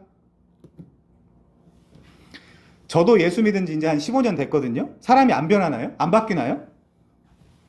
30여 년 전 직업 그 수준에 머물러 있어야 되나요? 말도 안 되죠. 그리고 또 로마서의 더디오든 베드로전서의 실루아노든 다른 누군가가 대필해 줄 수도 있는 것입니다. 아무튼 그는 지금 자신의 인생을 글로 정리하고 있어요. 그는 차분히 앉아서 생각하고 있습니다. 그런 자세로 글을 써내려가고 있어요. 친구들과 동역자들은 하나둘씩 죽어가고 놀랍도록 흔들림 없던 바울도 곧 세상을 등질 것 같다는 이야기가 자꾸만 들려옵니다. 사도들도 하나씩 죽어가요. 이미 야고보 같은 사람은 헤롯에 의해 칼 맞아서 진직에 순교를 했습니다. 전승으로는요, AD 67년경에 그 같은 해에 바울도 또 베드로도 순교를 당했다는 것이 학계에 거의 공통된 견해입니다. 그 시기에 바울의 유언장이 디모데 후서라면 베드로의 유언장이 베드로 후서인 것입니다. 바울도 세상 모든 것은 다 스큐발론, 배설물, 개들에게 던져진 것, 찌꺼기, 거름, 쓰레기 같이 여기고 그리스도를 아는 지식이 가장 귀하다라고 했잖아요. 자, 그렇게 신앙을 가진 신실한 친구들이 하나 둘씩 죽어가는 극심한 신앙의 핍박 현실 속에서 아무리 그가 평소에 좀 가벼웠다 하더라도 마지막으로 쥐어짜서 남긴 한마디, 그게 뭐예요? 내게 무엇이 가장 중요할까? 내가 한마디를 남겨야 된다면 뭘 남겨야 할까? 내게 있는 것 중 과연 다음 세대에게 남겨줄 가장 중요한 것은 무엇일까? 나는 사랑하는 가족들과 교우들에게 무슨 말을 남겨야 할까? 이쯤에서 여러분은 무슨 말을 남기시겠습니까? 부동산? 우파 정권에서 사서 좌파 정권에서 파는 거야? 코스피? 6천 넘었더라. 야 7천 가게 생겼더라. XRP? 내가 목숨보다 사랑하는 주님의 양, 주님의 교회, 그들에게 마지막으로 남겨야 할 말은 무엇일까? 저들에게 무엇을 주고 떠나야 될까를 고민한 그에게 결국 남은 것이 무엇입니까? 예수입니다. 예수. 오직, 원래 오직이라는 말은 없어요. 이제 그러나인데, 그러나 우리 주 곧 구주 예수 그리스도의 은혜와 그를 아는 지식에서 자라가라. 뭡니까 여러분? 한마디만 할게. 한마디만. 첫 번째, 귀하지만 주관적인 경험보다 더 귀한 예언의 말씀, 성경 똑바로 읽고 해석할 것이며, 두 번째, 거짓 선생을 따라 방종에 미친 짓을 거두고 방종을 죄사함의 특권으로 여기지 말 것이며 거룩하게 살고, 세 번째, 주의 강림의 약속, 재림의 약속을 확실하게 붙잡아라. 그것이 우리의 유일한 소망이다. 그러니 거룩한 행실과 경건함으로 하나님의 날이 임하기를 바라보고 간절히 사모해라. 깨어 있어라. 여러분, 이것이 그의 유언의 핵심입니다. 그럼 여러분의 현재의 모습은 어떻습니까? 사도들의 유언을 잘 따라가면서 살고 계신지요? 사도들의 가르침의 핵심은 언제나 십자가에서 죽으셨고 주 대신 그리스도 예수에 관한 것이었습니다. 은혜의 복음이죠. 여러분이 이 교회 예배당에 나와서 들어야 되는 메시지도 다른 게 아니에요. 오직 이것뿐입니다. 그리스도 예수에 관한 것이어야 합니다.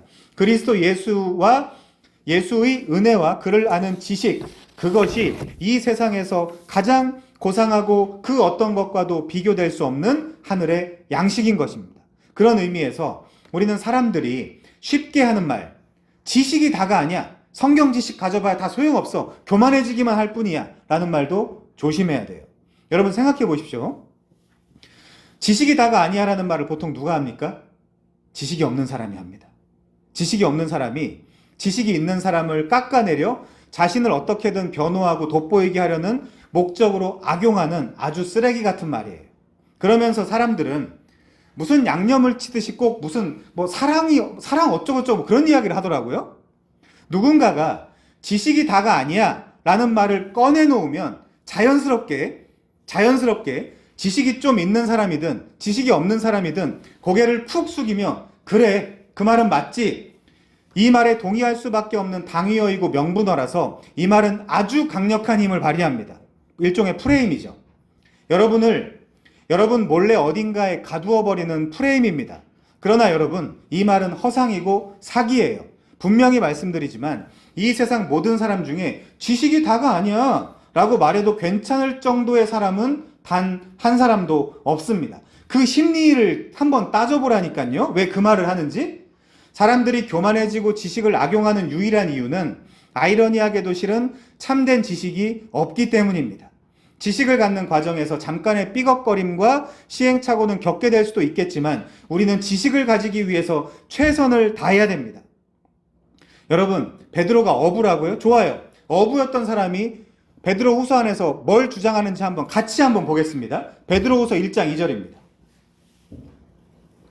베드로후서 1장 2절이요. 잘 보시죠. 하나님과 우리 주 예수를 알므로, 요 에피그노시스거든요. 알미. 정확하고 온전하고 체험적이며 본질적인 지식입니다. 자, 두 번째. 베드로후서 1장 5절 6절입니다. 너희가 더욱 힘써 너희 믿음의 덕의 그노시스, 지식을. 그렇죠? 베드로후서 1장 8절이요. 어부라고 무시했잖아요, 학자들이. 자, 베드로후서 1장 8절. 너희로 우리 주 예수 그리스도를 알기에, 에피그노시스, 본질적 지식을 이미 알고 있다 너희들은. 그러기 때문에 게으르지 않고 열매 없는 자가 되지 않게 하려니와. 베드로후서 1장 20절이요. 먼저 그노시스 알 것은 모든 예언은 사사로이 풀 것이 아니니. 베드로후서 2장 20절이요. 만일 우리 구주 예수 그리스도를 에피그노시스 알므로 세상의 더러움을 피한 뒤에 21절 같이요. 의의 도를 안 에피그노시스 후에 받은 거룩한 명령을 저버리는 것보다 알지 못하는 것이 도리어 그들에게 나으니라. 이것은 여러분 모르라는 이야기가 아니라 수사법이라 그랬죠. 사실상 더 알라는 이야기죠. 베드로후서 1장 2절에서 하나님과 우리 주 예수를 알므로 에피그노시스 은혜와 평강이 더 많으라 그러잖아요. 그 정도는 이해하시겠죠? 아니 알겠어요 하나님. 그럼 난 이제 차라리 지금부터 모를게요. 이러면 하나님이 야 참 똑똑하다, 기쁘다, 잘한다 그럴까요 하나님이? 기특하다라고 할까요? 이 정도 수사법은 이해할 것이라고 생각을 합니다. 베드로후서 3장 3절이요. 먼저 이것을 그노시스 알지니, 그리고 오늘 본문 베드로후서 3장 18절 오직 우리 주 곧 구주 예수 그리스도의 은혜와 그를 아는 그노시스 지식에서 자라가라. 영광이 이제와 영원한 날까지 그에게 있을지어다. 이것이 여러분 업으로서 할 수 있는 말입니까? 당연히 할 수 있는 말이죠. 그리고 당연히 해야 되는 말이죠. 왜죠? 이유가 뭐죠? 그리스도인이니까. 직업의 귀와 천을 나누는 것이 아닙니다. 어부냐 아니냐 상관없어요. 자, 맞습니다. 그는 지식과 거리가 멀던 사람인 건 맞아요. 물론 잘못된 것이 아니죠. 그러나 지금은 그리스도인으로서 너무나 당연하게 지식을 강조하고 있습니다. 그리스도인이 예수 그리스도의 은혜와 그를 아는 지식에서 멀어진다면 그건 아주 잘못된 것이죠. 그래서 지식과 상관없던 어부였던 사도 베드로는 이제 그 지식을 강조하고 있어요. 그것이 어떤 직업이든 그가 그리스도인이라면 너무나 당연히 그리스도를 알아가는 문제를 무시할 수가 없었던 것입니다. 먼저는 성경관이고 그 다음 구원론이며 마지막으로 종말론인 것입니다. 이게 전부예요. 그래서 베드로가 오순절 성령을 받자마자 너희들 분명히 알아야 된다. 하나님이 그분을 주와 그리스도를 삼으신 것을 그렇게 이야기하고 있죠. 자, 그래서 그분은 구원의 주제요 너희의 왕이시며 재림하셔서 너희를 심판하실 사사 재판관이다라는 말이 이 표현에 다 들어가 있는 것입니다. 어차피 잘 들으세요. 알아야 한다는 것만 인식하고 알아야 되는구나, 알아야 된다는 것만 인식하고 이 알매 여러분 인식 속에서 열심을 내지 않으면 어차피 여러분도 이 베드로 후서를 안티레고메나로 비정경으로 우회적으로 지지하는 것과 별반 차이가 없습니다. 알아야 되는구나. 어쩌라고요? 그 다음에 어쩌라고요? 그래서 성경을 열심히 읽어야 돼요. 배워야 됩니다. 베드로는 분명히 말합니다. 죽기 직전 자신의 마지막 편지, 마지막 문장에서 구주 예수 그리스도의 은혜와 그를 아는 지식에서 자라가라 라고 말이죠. 그런데 그 말하기 전 15절부터 보면 이렇게 말하고 있죠. 우리의 구원이 주의 오래 참으심으로부터 나온다라고 합니다. 베드로가 경험했고 믿기로 그를 믿어줘서 그래서 상으로서 구원을 받는다거나 착하게 살아서 구원받는 것이 아니더라는 것입니다. 이 말을 하기에 성경 안에서 가장 적합한 인물이 누구입니까? 베드로입니다. 그는 조금이라도 나는 주 앞에서 떳떳합니다. 나 참 잘했어요라고 하면서 자랑할 것이 하나도 없는 사람이에요. 그는 예수를 부인하고 부정했을 뿐만이 아니라 심지어 저주하고 부인하지 않았습니까? 우리도 마찬가지 아닙니까? 오직 구원은 주의 참으심, 즉 주님의 인내에만 있다라고 강변을 해요. 여러분 그러면 이것도 추상적일 수 있잖아요. 그러면 주님의 인내가 무엇입니까? 주님이 그냥 참는 거? 단순히 우리를 참아주는 거? 그 정도가 아닙니다. 그것은 주님의 오래 참으심, 주님의 인내의 본질이 아니에요. 하나님은 분명 전지전능한 분이십니다. 그는 무한하고 완전한 사랑과 또 똑같이 완전한 공의를 갖고 계신 분입니다. 완전한 사랑과 공의를 가진 그분이 잘 들으십시오. 무엇을 하시지 아니할 수 없는 어떤 엄연한 사실 가운데로 당신 스스로 들어가셨다라는 것입니다. 무엇인가에 스스로 얽매이셨습니다. 여러분 그것이 무엇이죠? 그것은 바로 성경에서의 베리트, 카라트, 디아데케, 언약 개념입니다. 인간은 하나도 한순간도 지키지 않더라도 하나님은 당신 스스로가 하신 모든 약속과 언약을 지키셔야만 합니다. 왜죠? 하나님이니까. 에이 아피스투멘 에케이노스 피스티스 메네이. 우리는 미쁨이 없을지라도 주님은 항상 일양 미쁘시니 자기를 부인할 수 없을 것이다. 그렇죠? 그래야만 하나님이시고 그래야만 신실하신 하나님입니다. 그래야 시건치 않는 하나님이에요. 그런 하나님이 스스로 무언가를 하셨어요. 인간들을 찾아오셔서. 그게 언약, 약속, 개념입니다. 그것도 인간을 구원하시겠다라는 약속을 해버리셨습니다. 그가 이를 지키지 않을 수 있습니까? 포기하거나 실수하거나 중간에 실패할 수 있습니까? 없습니다. 하나님 스스로 당신이 무엇을 하시지 아니할 수 없는 그것 가운데로 빠져버리셨어요. 이것이 바로 성경이 말하는 언약 안에서 하나님의 오래 참으심에 대한 아주 명확한 개념입니다. 언약을 맺어놨으니까 참죠. 안 그러면 안 참아도 되잖아요. 심판해도 되잖아요. 그 오래 참으심 때문에 구원이 될 줄로 여겨라. 그러니까 그 구원의 근거가 우리한테 있지 않다는 것이죠. 그리고 그는 우리 사랑하는 형제 바울도 그 받은 지혜대로 너희에게 이와 같이 썼다라고 이야기하고 있습니다. 바울의 서신도 주의 오래 참으심에 대해 썼다는 거죠. 그 구원론의 핵심이 바로 은혜라는 것입니다. 언약이라는 것이죠. 저더러 혹은 여러분더러 여러분의 힘으로 구원을 이루라는 것, 행하라는 것, 지켜내라는 것, 여러분이 그것을 만약에 그렇게 한다라고 하면 여러분 그것은 복음이 아닙니다. 은혜가 아니에요.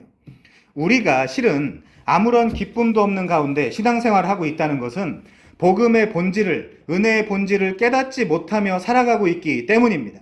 많은 사람이 논리와 이성으로는 좀 아는 것 같은데 그것을 삶에서 실제 경험하면서 살고 있지를 못해요. 성경은 분명 진정한 믿음이 주어지면 세상을 이긴다라고 하는데 우리는 늘 이런저런 모양으로 매일 매순간 넘어지고 쓰러지기만 할 뿐 승리를 경험하고 있지 못하는 것 같습니다. 자유도요, 평강도, 이 모든 것을 성경에 나와 있는 그 포자티브한 모든 개념들을 과연 경험하면서 사는 그리스도인이 몇이나 되겠습니까? 그럼 우리 이런 현실 속에서 우리 무엇을 해야 됩니까? 그 복음적 삶, 그 은혜의 삶, 그 은혜의 지식이 무엇인지를 배우고 깨닫고 실제 그 삶을 살아가기 위해 그를 알 뿐만 아니라 우리의 인식 안에서 그에게 나아가야 됩니다. 그것을 오늘 본문에서 은혜와 지식이라고 하는 것입니다.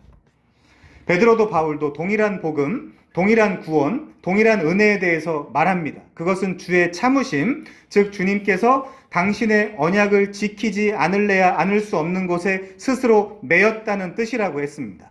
16절을 보면 바울의 모든 편지에도 이러한 일들에 대해서 말하고 있다라고 하고 있어요.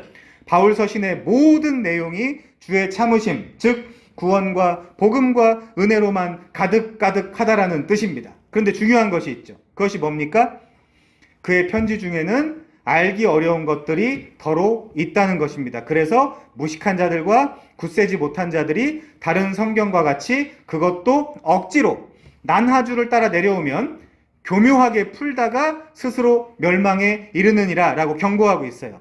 마지막까지 성경관에 대해서 경고하고 있습니다.